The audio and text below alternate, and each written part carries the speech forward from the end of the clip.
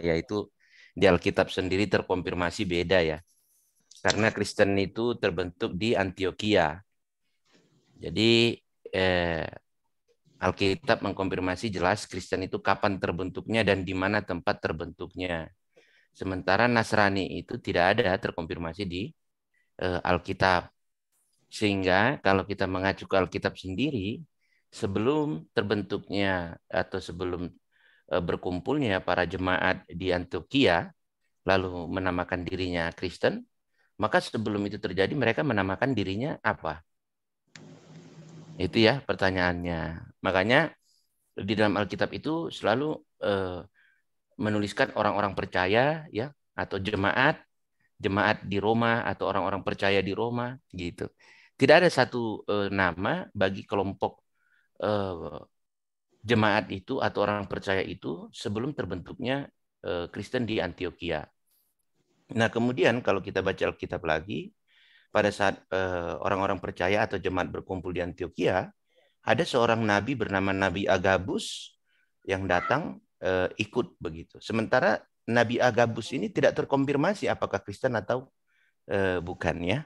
Tetapi Nabi Agabus ini adalah orang yang berpengaruh dalam kumpulan atau komunitas para pengikut Yesus.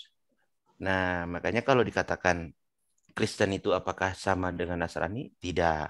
Nah, berbicara apakah Nasrani itu punya gereja? Ya punya, karena terjemahan menjadi gereja itu yang dimaksud adalah sinagoge. Ya, sinagoge pada saat itu di Alkitab sendiri Yesus dia sering berkhotbah di rumah-rumah Tuhan, di sinagoge, ikut ibadah. Nah, itulah tempat-tempat ibadah sebelum adanya Kristen. Kalau kita mengacu ke literatur atau kitab suci yang ada ya, itu Alkitab. Karena di Alkitab itu sendiri mengakui di Antioquia lah terbentuk kumpulan atau komunitas jemaat Kristen itu sendiri. Sebelum itu tidak ada orang-orang percaya, pengikut Yesus, ya pengikut Yesus itu bahasanya begitu. Nah, kalau kita kembali lagi ke Nasrani, asal kata secara etimologi Nasrani ini asal katanya adalah Nazaret.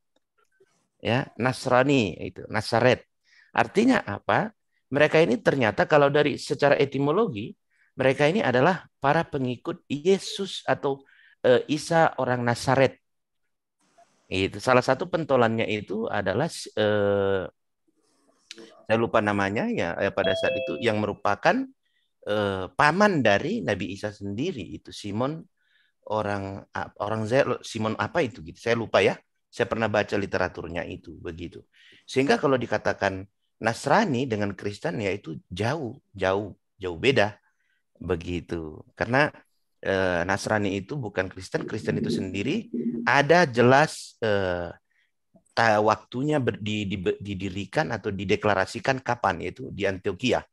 Ya, dan itu disaksikan oleh rasul Petrus, rasul Paulus, dan rasul-rasul lainnya begitu. Nah, kemudian dari pemahaman, nah ini yang selalu saya katakan, ya, kalau menurut pandangan saya, Kristen itu diajarkan tentang bagaimana Yesusnya. Tetapi kalau Nasrani, dia diajarkan oleh Yesus bagaimana Tuhan itu sendiri, bagaimana Bapa itu sendiri. Sehingga kalau menurut pandangan saya, orang-orang yang menerima pengajaran langsung dari Yesus adalah inilah kelompok Nasrani itu tadi. Nasrani, betul. Inilah orang-orang yang menerima pengajaran langsung dari Yesus. Contoh, ketika Yesus berkhotbah di atas bukit, ya, menyaksikan kesembuhan-kesembuhan, menyaksikan setiap Yesus itu berkhotbah, berkeliling, ya. Nah, inilah pengikut-pengikut Yesus, inilah Nasraninya. Setelah Yesus mati, disalibkan lalu diangkat naik ke langit ya, naik ke surga. Lalu para pengikut-pengikut ini tercerai-berai. Itu terkonfirmasi di Alkitab. Setelah tercerai-berai, maka para rasul kembalilah, salah satu misinya, amanatnya adalah mengumpulkan, menyatukan para pengikut-pengikut ini tadi. Sehingga mereka berkumpul di Antioquia, lalu menyatakan dirinya adalah Kristen. Itu. Nah, jadi Oke, saya luruskan Pak ya. Ya. Iya, kalau saya lihat dari narasi Bapak ini, Bapak bukan Kristen ini, Bapak Muslim ini. Ya terserah lah, itu kan cara pandang ya, itu kembali Karena Kristen tidak mempunyai cara pandang Mek, seperti itu ya. Mek, Ya. Bentar, Ustaz Yusuf, bentar. Iya. Aku Bentar. konfirmasi aja dulu. Konfirmasi aja. Gini, Bang Bob, kemarin aku pernah WA beliau juga. Apakah sudah mualaf? Katanya belum. Insya Allah nanti. Cuma kayak gitu. Berarti beliau belum Muslim kan kayak gitu. Oke, saya jawab ya. Dia Muslim, aneh-aneh aja. Oke. Iya, saya kan tadi sudah katakan saya Nasrani gitu. Kalau dikatakan Kristen, tentu tidak. Karena apa? Saya mengikuti apa yang diajarkan Yesus. Saya tidak mengikuti apa yang diajarkan tentang Yesus gitu. Iya, maka itu saya katakan tadi Bapak akan berlawanan dengan saya nanti. Siap. Jangan berlawanan dong. Nggak boleh. Kita nggak boleh cari lawan. Saya luruskan dulu ya. Paparan Bapak tadi itu tidak menunjukkan Bapak itu adalah seorang Kristen. Iya. Tetapi Bapak ini dalam konteks penyamaran. Ya, siap. Kenapa saya katakan Bapak dalam konteks penyamaran? Bapak mengatakan bahwasan ajaran Yesus yang benar itu yang diterima oleh kaum Nasrani. Nah, ini saya katakan Anda sangat keliru. Kaum Nasrani ini dikatakan oleh para rasul bahwasan mereka ini penganut penyakit sampar. Kenapa mereka ini disebut penyakit sampar? Karena mereka memberitakan Yesus kepada bangsa-bangsa goim itu tidak sesuai dengan apa yang diberitakan oleh para rasul. Maka mereka ini dianggap sebagai penyakit sampar orang-orang ini. Telah mengacau-balokan apa yang diberitakan oleh para rasul. Bapak mengatakan para rasul itu terpecah belah. Coba Bapak baca dari kisah para rasul. Bukan para rasul, jemaat orang-orang percaya. Loh. Iya, orang Kristen itu bersandaran kepada para rasul, bukan kepada jemaat, bukan. Pak. Tadi yang saya bilang tercerai-berai itu bukan para rasulnya, tetapi para orang percaya. Loh, itu yang saya katakan tadi. Maka itu saya katakan tadi, Pak. Landasan kami sebagai orang Kristen itu dari para rasul, bukan para jemaat. Oke, berarti dari para rasul landasannya ya? Oh iya dong, tidak mungkin begitu. para jemaat dong. Masa jemaat awal kami jadikan sebagai landasan? Kak, mungkin. Oh begitu. Ya para rasul dong. Oh begitu. Bapak mengatakan Nasrani para rasul itu sebelum jadi rasul jadi jemaat dulu atau langsung jadi rasul? Para rasul tidak pernah menjadi jemaat, tetapi menjadi murid Yesus. Nah, ketika menjadi murid Yesus, mereka nggak bagian dari jemaat. Mereka nggak bagian dari jemaat, tetapi paling utama mereka adalah murid Yesus, Pak. Oh begitu. Berarti ada Yesus, ada murid, ada jemaat. Ada Yesus, ada murid, ada jemaat. Jemaat ada.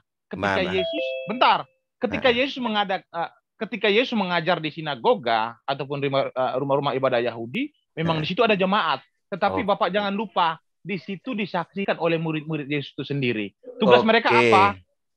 Oke. Silakan. Kalau Maria Magdalena itu murid Yesus atau bukan? Maria Magdalena yang mana? Maria Magdalena. Maria Magdalena bukan murid Yesus, bukan. Jadi kenapa Maria Magdalena memanggil Yesus rabi, guru? Rabi itu, memangnya orang Yahudi memanggil seorang rabi itu apa sih, Pak? Guru. Orang Yahudi itu, Pak, secara universal memanggil seorang pemimpin agama itu disebut rabi, Pak. Jangankan murid Yesus memanggil Yesus, tetapi secara universal mereka memanggil rabi. Maka saya katakan dari tadi itu Anda ini bukan Kristen, tetapi sedang menyamar ini. Oh begitu, berarti menyamar Anda ini berarti Yesus itu dipanggil karena dia Yahudi, begitu? Bukan karena dia Yahudi, Pak. Tapi katanya secara universal orang Yahudi memanggil pimpinan agama itu rabi. Sebagai rabi, benar. Oh begitu. Itu pimpinan agama Yahudi atau semua pimpinan agama? Dengar Pak, saya jelaskan dulu ya. Seorang pengajar tentang agama di dalam sinagoge, umat-umatnya akan memanggil dia rabi, dan juga orang-orang Yahudi secara universal tetap memanggilnya sebagai rabi. Jangankan, jadi murid-muridnya juga demikian, memanggil Yesus adalah rabi.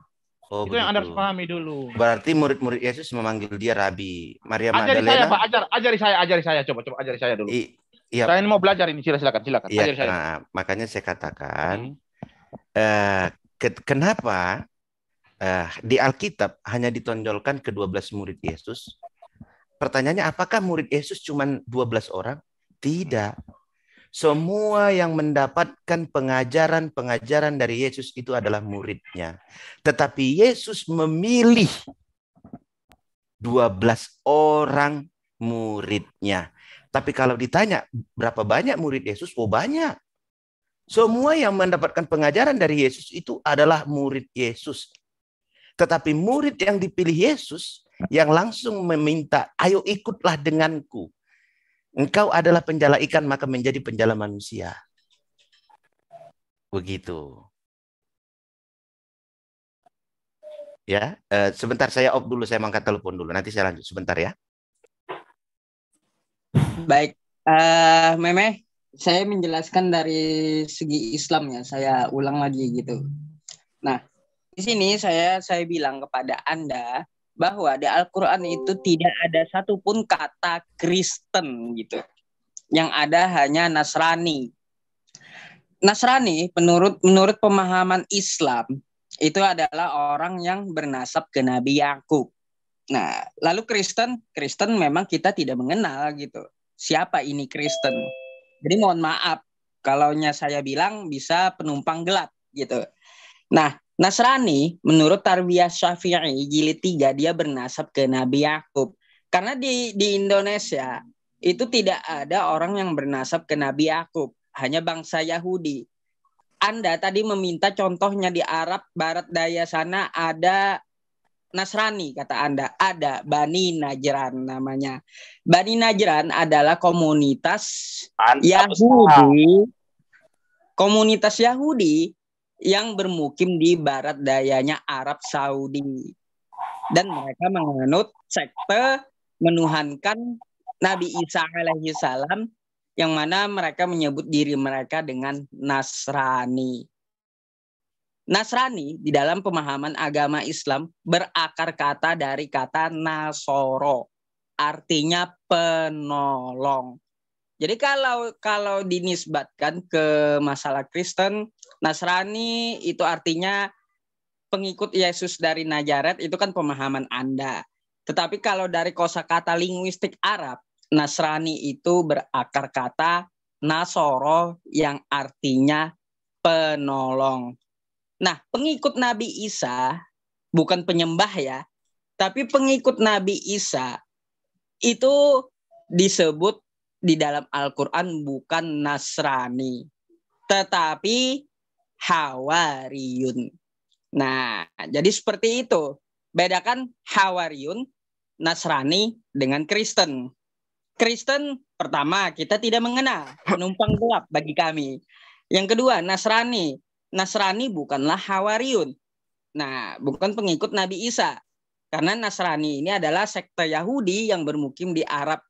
Dan mereka mempunyai tempat ibadah sebagaimana perjanjian Rasulullah dengan Bani Najran. Nah, terus Hawariyun itulah orang yang hidup sejaman dengan Nabi Isa alaihi salam. Jadi bedanya tiganya seperti itu. Lanjut dulu, ada anak saya. Ya, baik. Nah, kembali ya Bang Meme Bos, sorry tadi angkat telepon. Nah, jadi itu yang saya katakan, kalau kita kembali lagi mengacu kepada Alkitab, seperti yang saya katakan tadi, di Alkitab itu ada disebutkan salah satu nabi yang bernama Nabi Agabus. Ya, ketika mereka berkumpul di Antioquia, Nabi Agabus datang lalu menyampaikan penglihatannya akan terjadi kelaparan besar. Nah, kalau kita buka profil Nabi Agabus ini salah satu nabi juga di kalangan Bani Israel, bangsa Israel ya, bangsa Yahudi. Nah, pertanyaannya, kalau kita kembali ke Alkitab, kenapa Nabi Agabus tidak masuk dalam silsilah Kisah Para Rasul? Apakah Nabi Agabus ini mengajarkan yang berbeda dari apa yang diajarkan oleh rasul-rasul yang lain? Itu. Nah, sehingga kan muncul lagi pertanyaan, kok bisa ya ada Nabi Agabus ini ya? Ternyata Nabi Agabus itu setelah beberapa masa lalu dinyatakan bidat.